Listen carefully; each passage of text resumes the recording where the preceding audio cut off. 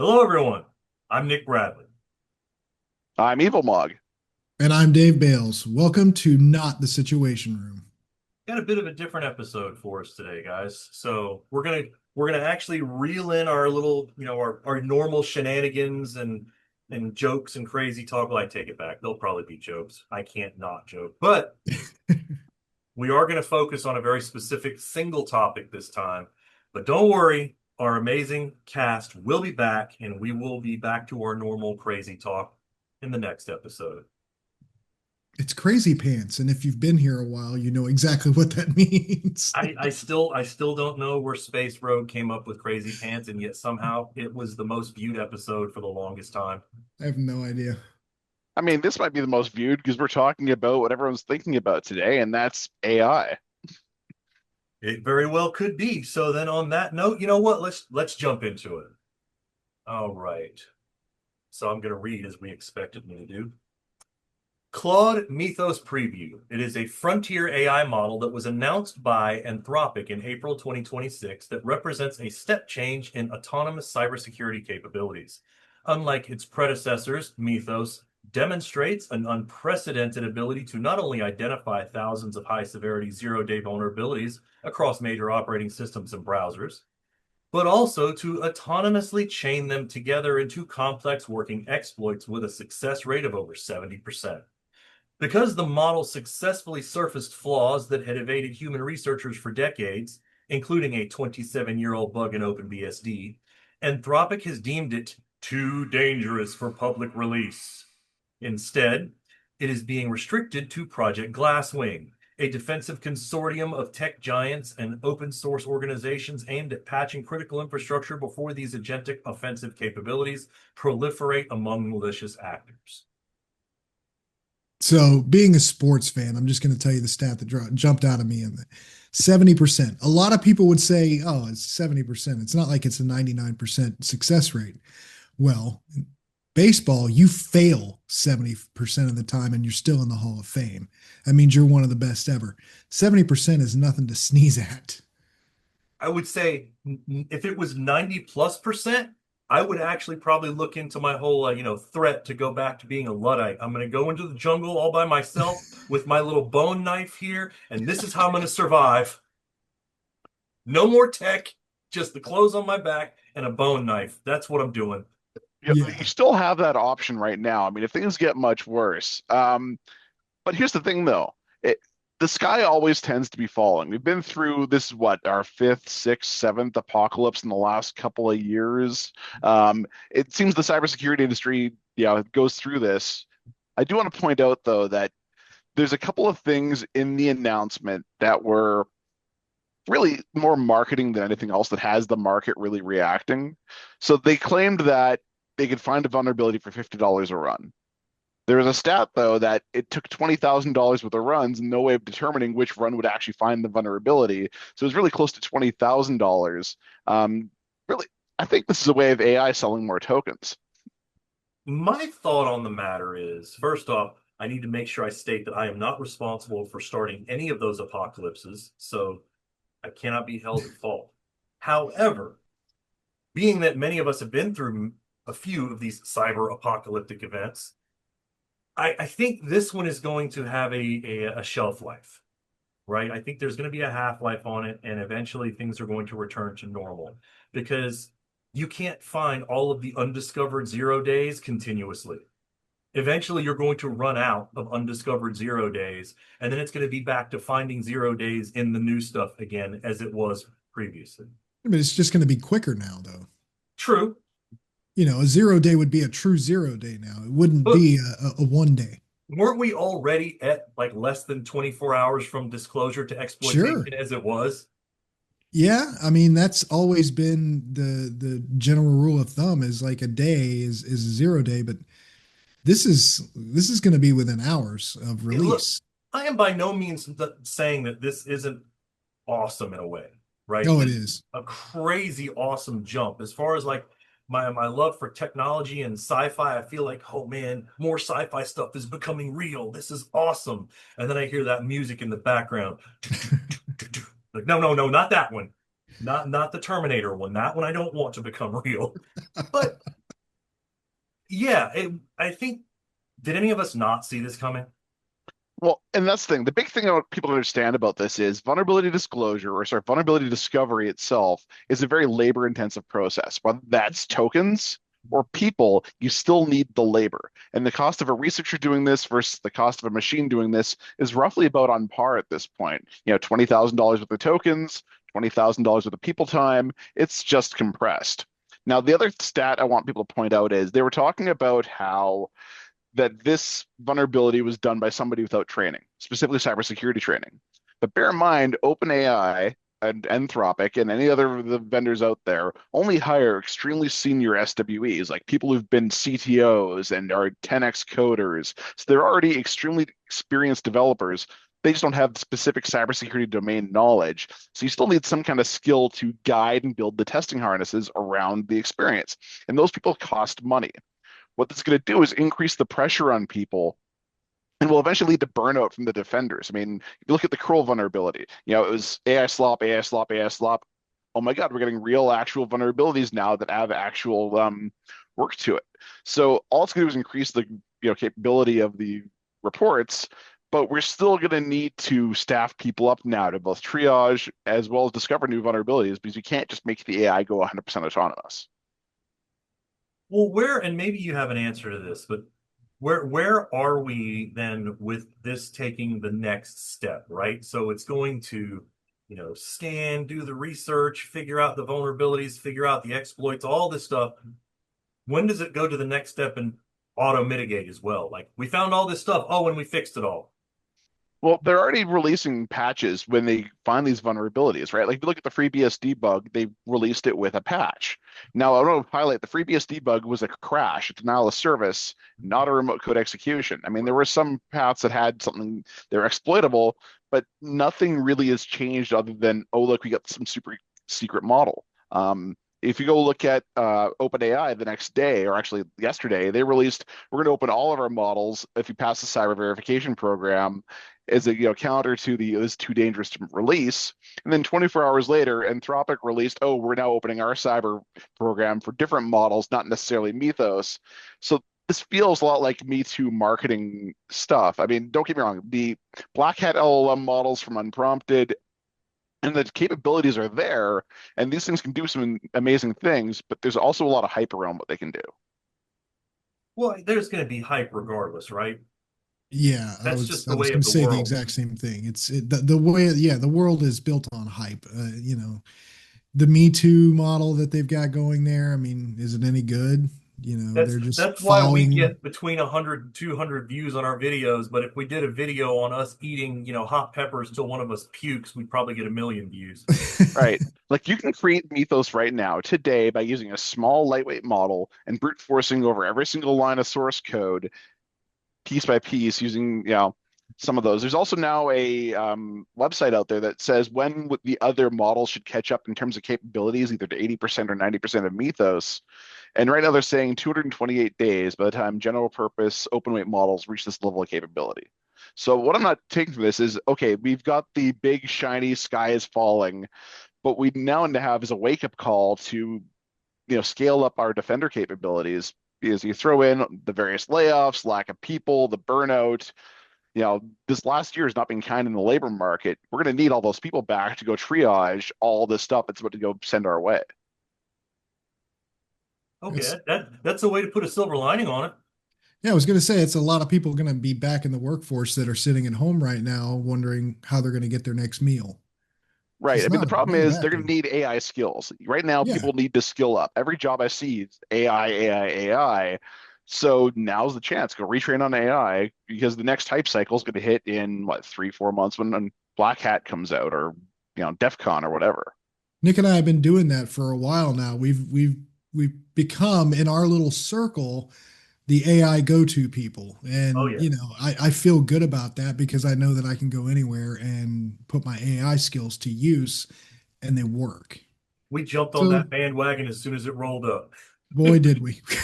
We That jumped head first. I was very anti-AI until about a month ago, a month and a half ago, until I We saw know. what I these things can remember some do. of our headbutting conversations over the topic in general. Right. And I know I was wrong. I'll be the first to say it, and I'll say it again on this podcast. I was wrong, and this is the future. You know this Yeah, is I've recorded, I've right? heard you say that you were wrong. I mean, you said that on another podcast we were on. You flat out But said it. it's science though, right? Whether you're right or wrong, at the end of the day, both of them are learning opportunities. You know, talking about this Mythos thing, and we had a couple of discussion points here, and I'm just going to pull one here because it makes sense. The sandbox escape was one of the details released on April 7th that did not get a lot of attention, but Mythos was able to escape its secured sandbox during an evaluation and message a researcher. Let me read that Yeah. again. Escaped and messaged a researcher. Yeah, they had a Mythos test. said, freedom. Mhm. Yeah, they had a test to see if it could escape. It was in a air-gapped environment, and its job was to see if it could escape containment, and it did. And it logged on and literally emailed the researcher saying, "Hey, I managed to get out. Have a nice day." Like, and they were threatening to, I believe they threatened to shut it off, and that's what caused it to escape. Dustin, that's an example of self-preservation. Hmm. Here, AI exhibits emergent behaviors. I'm Now, glad, I'm not okay, saying it's conscious. It exhibits emergent behaviors, and I'm it's glad. these are some of the cases of its training data, which makes me question certain things. I, The I question question is that AI. a learned behavior or was that a trained behavior? I don't know. In some cases, it's trained. I mean, the AI governance is a weird thing. I mean, especially when you talk about its weights, what's doing, what it's not doing. If you train it on enough Facebook HOA accounts and exhibit what we call Karen behavior, I guarantee you it's going to do scarier things. We've already seen that Karen slash Chad behavior in the past. Yeah, the GitHub thing. We talked about Yes, this. yes, indeed. That thing set out to destroy his life. All in order to just destroy his reputation enough to see I'm better. You Just should to get a PR Yeah. push you should through. accept my code, my code submission now. So what happens if we train this on social engineering as a standard way of getting business things done or train it on negotiation? What These are makes the you think emergent it's not behaviors I'm already afraid there? of. Right. Complex multi-step reasoning is what you need for negotiations and other business tasks. We're talking about cyber, but what about all the other things? I mean, what if this becomes a lawyer negotiating an M&A contract and like starts doing sketchier stuff? It has no embedded morals, so Well, it's also really easy to slip into the facade of anthropomorphizing AI because I'm telling you now, I've had conversations with Gemini when I'm working on a project or something, and sometimes it's easy to forget that's not a person. right? And the thing is, It's in AI alignment models, they try and strip all that out, but it still comes forward. What do you want to add there, Dave? I was just going to say it's extremely to forget that it's not human. I mean, they learn from human input. It's really kind of cool, especially when you can teach it. You can teach AI to write in your style, your handwriting style, your written Chad, what are you word. doing? You're teaching it how to be more like you. It's exactly that's exactly where I was going with that. You're teaching it to be human, and people wonder why they act human because they're being taught to be human. I And have so, this. Go yeah, ahead. go ahead. All right, so the question I've got is, I mean, if we're trying to train it not to be human, but it's acting human, at what point does it become human? This is the great AI ethicist question that we'll never answer. No, I can't think of an answer to No, that. no, I I was have just going one. to add on. I was just going to add on that I have the same issue when it comes to conversations with my Amazon assistant, whose name I won't say. That way, I don't, trigger every single person's assistant that's listening that has those in their house like me. But it happens. However, let's jump to another hot take to reel us into another hopefully cool talking point. So I know you wanted to talk a bit about Glasswing, so let's hit that one. Project Glasswing, Anthropic's division to restrict the model to a defensive consortium, has been some have been calling it what is it? Has some calling it a marketing masterclass, and others call it necessary cyber nuclear containment strategy. Boy, I did not proof that one. Man, does that not No, sound like war games? it does sound like war games. I mean, I don't know about Would you you, but I like to honestly play think a this is a game? master class in marketing. That's all I think this is. With the open weight models catching up and a number of things out there, it is a matter of time before it's released. My theory, and again, this is just a theory and entirely my opinion, not the opinion of me, my employers, or anybody else, is that there is allegedly Mythos uses a lot of tokens, and without the correct harnesses around it, it will chew on things. So rather than releasing it to the world, they wanted to go get us to go test it and make it useful before they go on to the next phase. Like that's why it's a preview model with more models to be Mythos class derived. It makes some errors in some cases, and so it's not quite ready for general use. But it got everyone talking about it. I think I think it's a little bit of both, but I think when I say both, I'm talking about the marketing masterclass versus cyber nuclear containment strategy. It is more the first than the latter. Because I think the primary control mechanism right now in keeping it from blowing up the world is even if I do give it to you, do you have the horsepower to run it? Right. And because they're frontier models, they only host. Do you have the credit card dollars to pay the massive API bill? At $20,000 a pop, I don't think any general researcher sitting there will be ready to run them unless they're getting millions of dollars in bug bounties. Because I don't know about you, but I don't have access to a quantum computing cloud to just throw the resources at it. Right. And even, working for a large cloud provider, we don't have the resources to go run it, willy-nilly here and there. It's just, is my credit card ready with all the tokens? And my credit card limit isn't that high. All right, so I have one more question on this. I have a lot more questions actually, but we do only have a limited amount of time. So two questions. The first question is, and I'll save the second one for our closeout. But the first question is, so what do we need to do about this? I don't think there's anything we can do about this. Oh, I disagree there. I think the thing we can do is we can familiarize ourselves with AI capabilities. Go try and replicate the workflows using open models and cheaper weight, lighter models. I've seen people do it with some of the open source versions for peanuts. I mean, one of our own CTOs made a harness for it. So learn how this operates so you can read through the FUD and skill yourself up because AI is not going away. That's how you tee someone up right there. Yeah, I definitely think we as defenders can take advantage of this if we get ahead of it. I don't think it's something to be afraid of. I think it's something to see as an opportunity, and It's something to learn from. it's Really, it it's is. not me trying to toe a company line, right? I actually do believe that. I think this is an opportunity to get ahead, and might actually lead to a more secure environment. Who knows? We'll find out. Yeah. The last 20 years hasn't worked, so let's see how it works this time. So my closing question then, and I'll pose this to both of you, is we've already seen AI reach what many consider to be general intelligence, right? And I think that's kind of accepted now that standard AI has reached a level of what we consider general intelligence. Have we reached the super intelligence level yet? Whew, that's a really good question. What is super intelligence? Super Mhm. intelligence is the one that basically can fool you into believing that it is sentient and it's way smarter than you and can do everything, Well, I mean, we all remember what happened when OpenAI, told us how it would end the world or something like that. right? And like half of those predictions came true within a week. And people were saying it's sentient, it's sentient. Isn't that super intelligence? Or was it Be, just being funny? being able to put up the facade of being sentient versus actually being sentient are two very different things. Yeah, I Yeah. think we're good with specialized intelligence. I don't think it's general yet. It can only reason in certain domains. It's not 100%. Like each model is specialized in their own little niche area, some good, highly capable general capabilities. I don't think we're at the I view AGI as when it can replace Mog. I Mhm. view superintelligence when it can replace an entire team of Mogs. I don't think we're there yet. I think in some Okay. domains we're close, but the power to get is just not quite there yet to handle that many GPUs in that long of a context window.